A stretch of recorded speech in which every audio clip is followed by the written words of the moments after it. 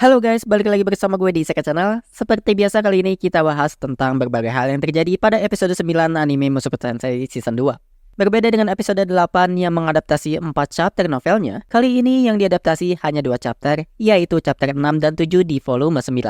Sebelum membahas Nanahoshi, kita bahas terlebih dahulu tentang pembukaan episode ini. Pada versi anime kita melihat bagaimana Shilpi cemburu dengan Rudeus yang ditempeli Persena. Yang mana adegan ini berasal dari salah satu bab sampingan Shilpi yang terjadi pada volume 8 atau sebelum dimulainya kisah Cliff dan Elinalis.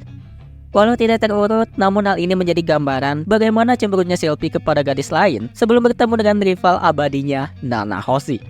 Sementara itu di novel, Rudeus membahas tentang bagaimana murid-murid lain takut kepadanya akibat segala yang terjadi. Contohnya, mereka akan langsung membuka jalan bila melihat Rudeus. Walau awalnya terasa menyenangkan, namun Rudeus tidak mau menikmatinya karena merasa akan menjadi seperti orang yang membulinya dulu. Karena tidak lama setelahnya muncullah Goreade yang tampak ketakutan melihat Rudeus. Padahal Rudeus sendiri ingin meminta maaf atas apa yang terjadi dulu. Hingga orang-orang pun menganggap Rudeus membulinya dan kondisi semakin parah ketika Rinia dan Persena datang. Karena bukannya ikut memperbaiki kesalahpahaman, dua makhluk ini malah mengajukan diri untuk mengumpulkan sempak para gadis di seantero akademik. Alasannya karena Rudeus harus membuktikan diri sebagai penguasa, dan Rudeus pun menolak karena siapa juga yang ingin sempak orang asing walau masih akan menerima milik Trinia ataupun Persena. Mengesampingkan Trinia dan Persena, terdapat beberapa poin lain pada momen ini. Pertama, karena traumanya kepada Orsted, Rudeus menjelaskan alasannya bersikap ramah kepada orang lain. Karena menurutnya dengan berjalan di tempat dan waktu yang salah saja, seseorang bisa saja menusuk jantungnya. Kedua adalah tentang Toki yang selama ini banyak ditanyakan. Apa sebenarnya Toki? Toki adalah salah satu bentuk manipulasi mana selain sihir. Badannya Toki melapisi tubuh penggunanya dengan mana, hingga menciptakan sejenis armor tak terlihat yang meningkatkan pertahanan dan juga serangan. Contohnya bisa kita lihat pada Orsted dan juga Paul. Berkat Tokinya, Orsted hanya sedikit tergores dengan serangan Rudeus, sementara Paul bisa dengan mudah memotong batu. Namun apa yang Paul tahu, dirinya hanya menggunakan kekuatannya karena Toki bekerja sesuai insting para penggunanya. Yang mana Toki ini akan terbentuk secara alami semakin banyak seseorang berlatih. Namun sayangnya hal ini tidak berlaku bagi Rudeus yang terkena faktor Laplace. Dan seberapa kuat Toki ini jawabannya tergantung pada penggunanya. Contoh pertama adalah Orsted. Karena Toki ini sejatinya adalah teknik ras naga, maka Orsted dengan Toki Dewa Naganya memiliki pertahanan yang sangat kuat. Kedua, dalam kasus Badigadi, Tokinya hanya bisa ditembus oleh teknik tingkat raja, yang mana tingkat ini adalah yang terkuat ketiga setelah tingkat kaisar dan dewa. Sehingga penggunanya pun cukup langka, dan salah satunya adalah Capsec Academy yang merupakan penyihir angin tingkat raja. Dan alasan mengapa Stone Cannon yang merupakan sihir tingkat menengah bisa menembus Toki Badigadi karena Rudeus memperkuatnya dengan mana hingga bisa mencapai tingkat raja ataupun bahkan di atasnya. Selanjutnya kita masuk pada pembahasan Nanahoshi. Pertama, Nanahoshi dan Silent Seven Star memiliki makna yang sama, yaitu 7 bintang. Yaitu Nana yang berarti 7 dan lalu Hoshi yang berarti bintang. Alasannya menggunakan nama samaran yang sederhana adalah agar kedua temannya bisa mengenali namanya. Lalu bila ada yang merasa suara Nanahoshi mirip dengan Takina, jawabannya memang mirip karena seiyunya pun sama, yaitu Wakayama Shion. Seiyu yang sama dengan Destiny dari Take Off dan juga Mie dari Tsukimega.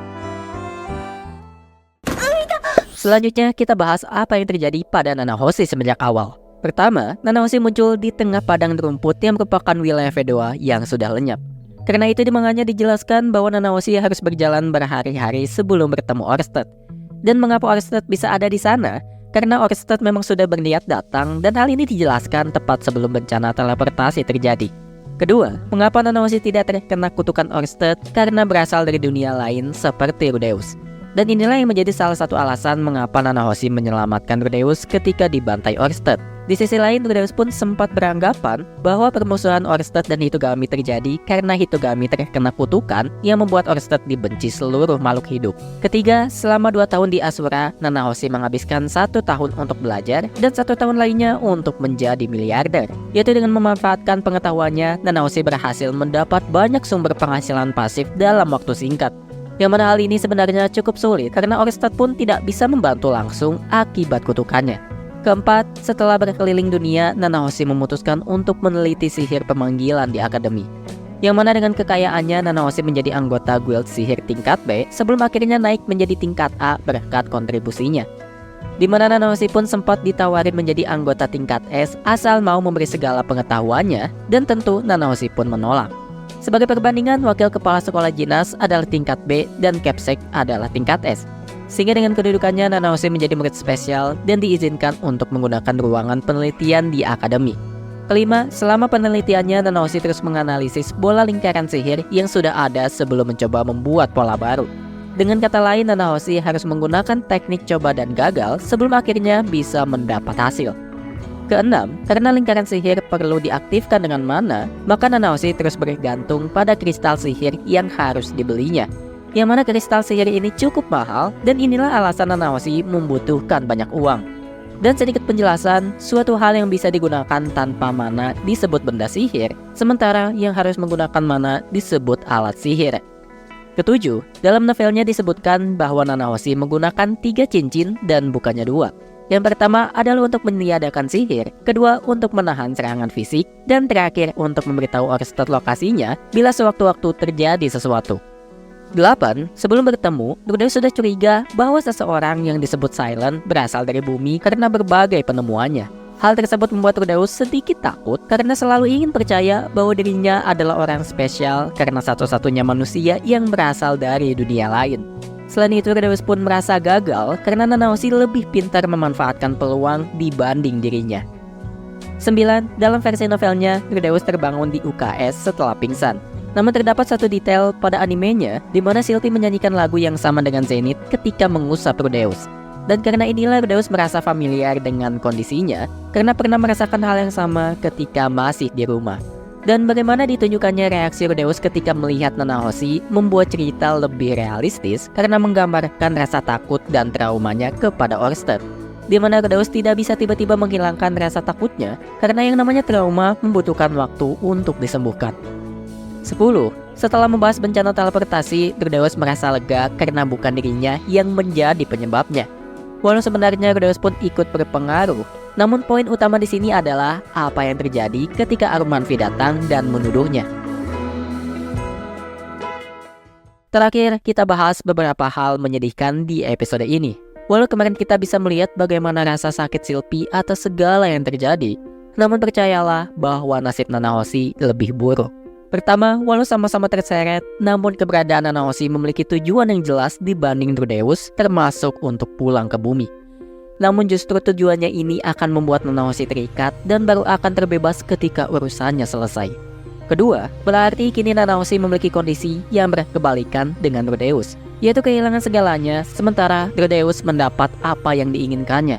Bahkan ketika baru merasa mendapat teman dari dunia asalnya pun, Nanahoshi harus kecewa karena Rudeus yang tidak ingin ikut pulang. Dan yang lebih menyedihkan, Nanahoshi menganggap Rudeus memiliki kehidupan panjang yang menyenangkan di Jepang, sementara apa yang akan terjadi kepadanya adalah sebaliknya. Dan hal tersebut terjadi karena tubuhnya yang tidak bisa menua seperti manusia biasa. Walau sisi positifnya tidak akan mati tua di sana, namun perlu dicatat bahwa Nanahoshi pun bisa terbunuh. Bagaimana caranya? Salah satunya sesuai dengan hipotesisnya mengenai dunia yang akan menghapusnya. Namun bukan karena paradoks ruang yang dikatakannya, melainkan karena tubuhnya. Dengan penjelasan bahwa setiap hal termasuk tubuh berasal dari mana, maka sudah jelas tubuh Nanahoshi tidak terikat hukum dunia Mushoku Tensei. Sehingga terdapat hipotesis bahwa alasannya tidak menua karena tubuhnya tidak bisa menggunakan mana, dan hal ini akan berdampak buruk di lain hari. Sehingga kesimpulan dari kemunculan Nanahoshi kali ini adalah dirinya tidak pernah ingin dipanggil, namun malah terikat oleh takdirnya. Dan terdapat satu hal unik tentang hal ini, karena di adegan ini Nanahoshi menggumamkan sebuah lagu berjudul Tsubasa yang melambangkan kebebasan. Dan lagu ini bisa kalian cari dengan kata kunci Tsubasa by Undergrad.